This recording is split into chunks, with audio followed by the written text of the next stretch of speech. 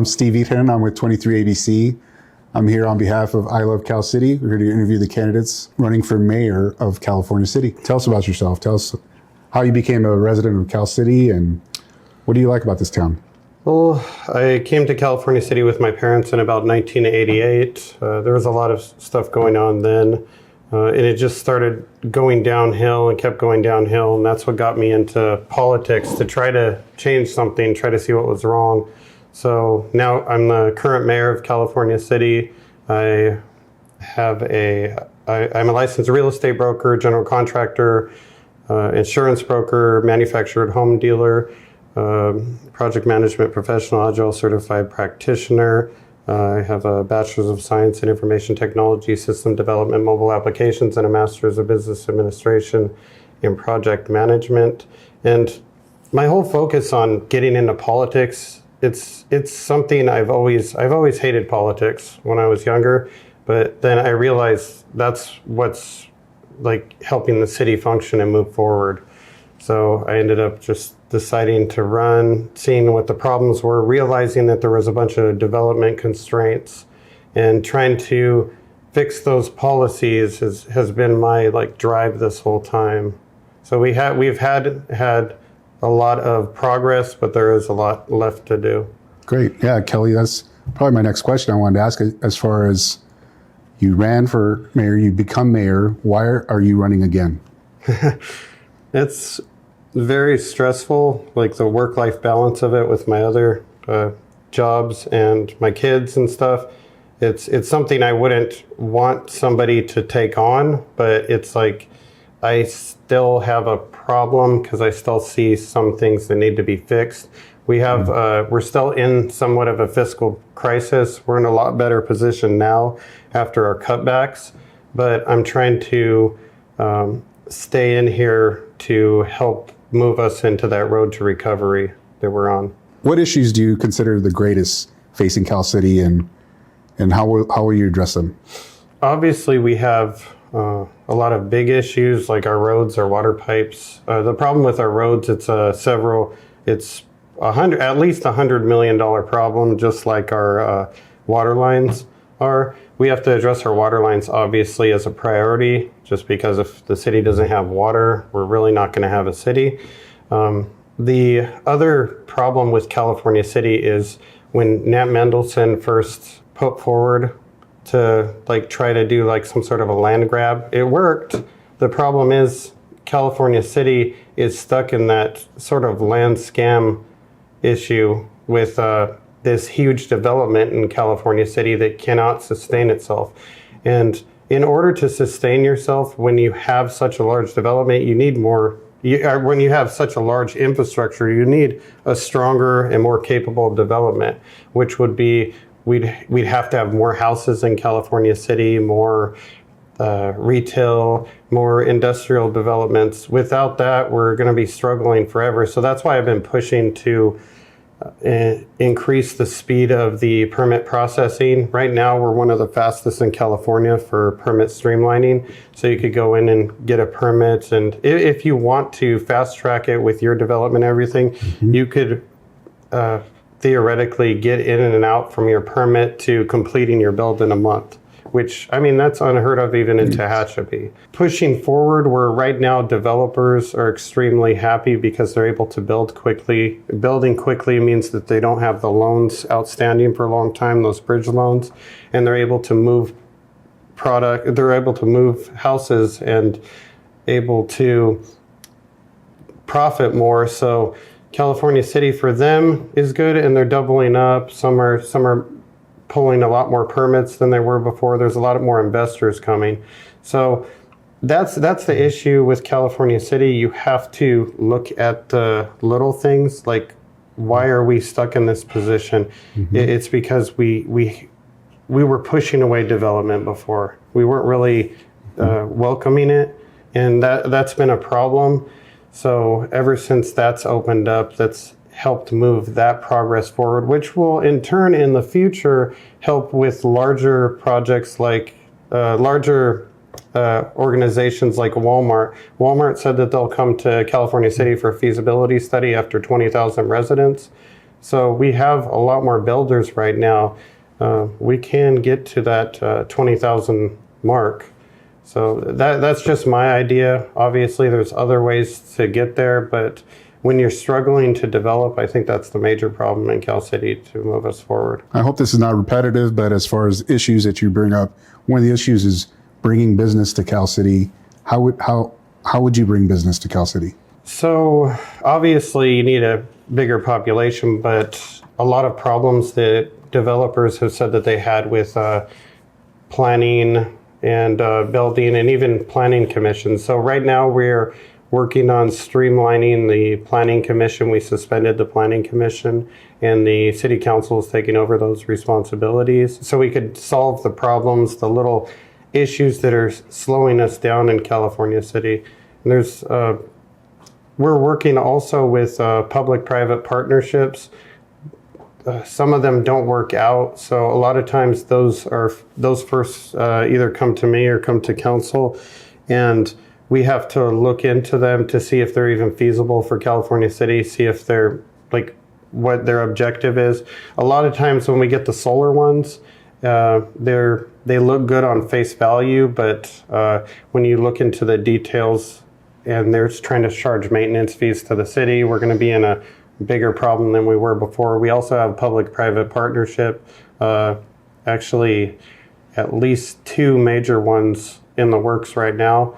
One is for a electrical infrastructure for California City microgrids, and the other one is for a large commercial and residential development project. And these are in the tens of millions of dollar projects, but we have to go back and forth and work out any details to see if it's something that it's even going to be beneficial to California City, because there's a lot of times, just like the old solar projects that the city's on the hook with, where they sneak something in there and it doesn't make sense to California City.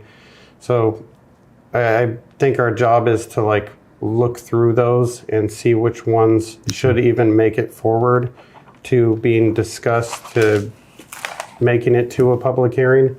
Because if it's draining the city, obviously it's not beneficial for taxpayers. And the whole point of having the city government is so that it benefits the community. It's not supposed to be a drain on taxpayers. Past few years, there's been great turnover in administration, the city manager position.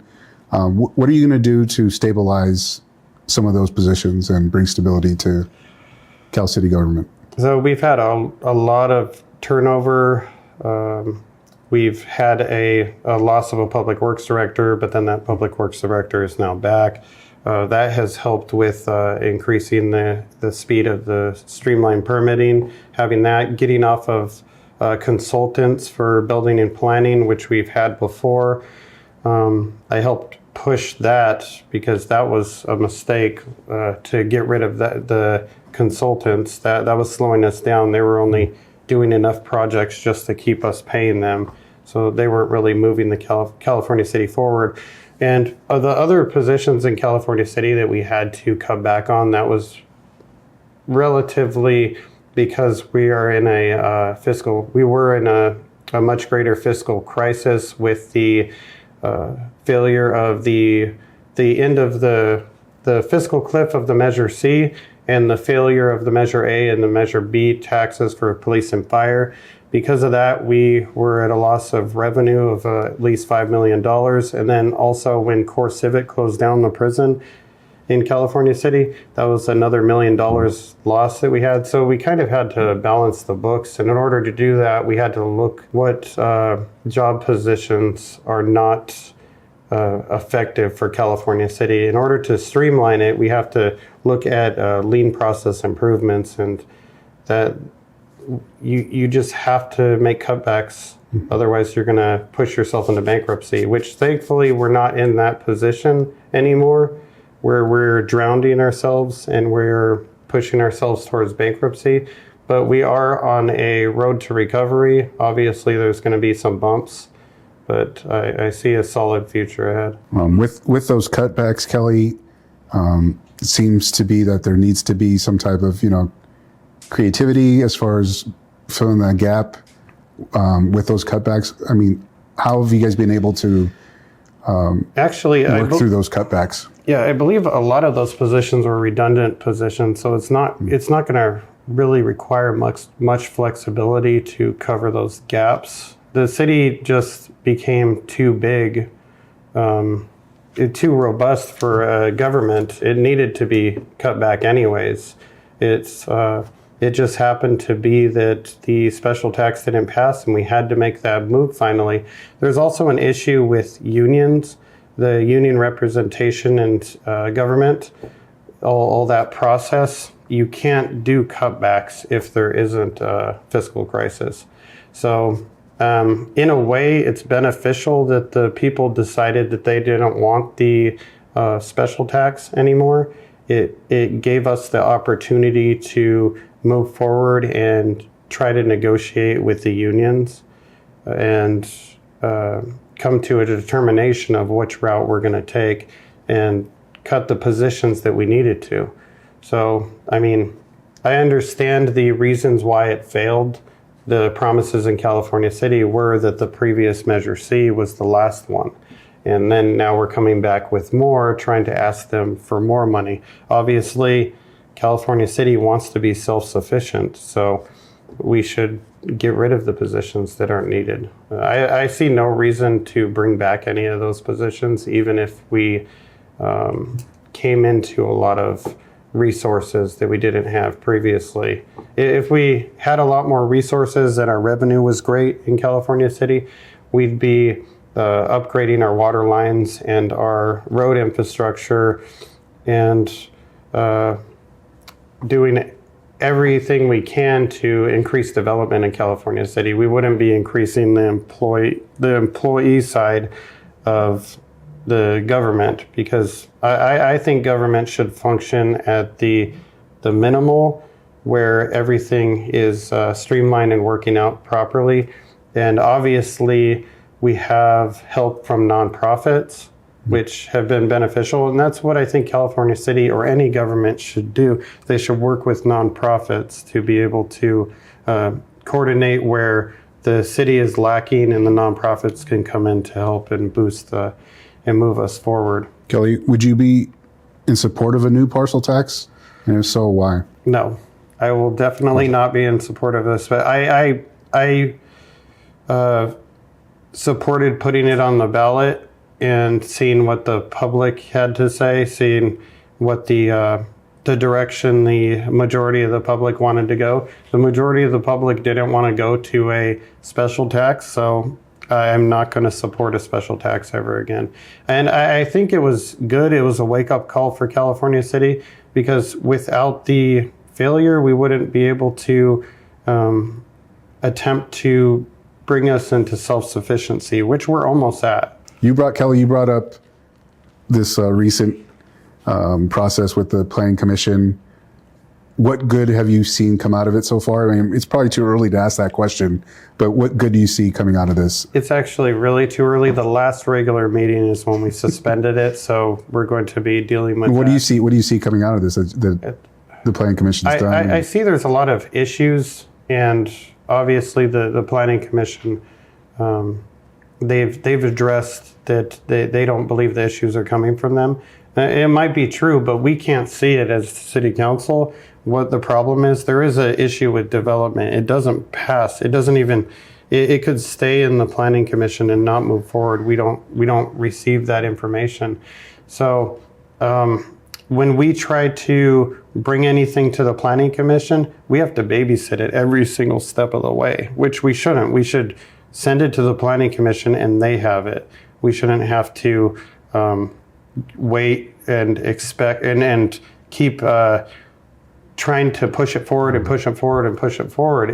That's what I see as a problem. But I know there's other problems there that we need to address. Obviously, we've been able to fix the development for the new home starts. So I'm sure we could figure out something and find out the reason for these delays, where it can take 6 months or a year for a development to make it through Planning Commission.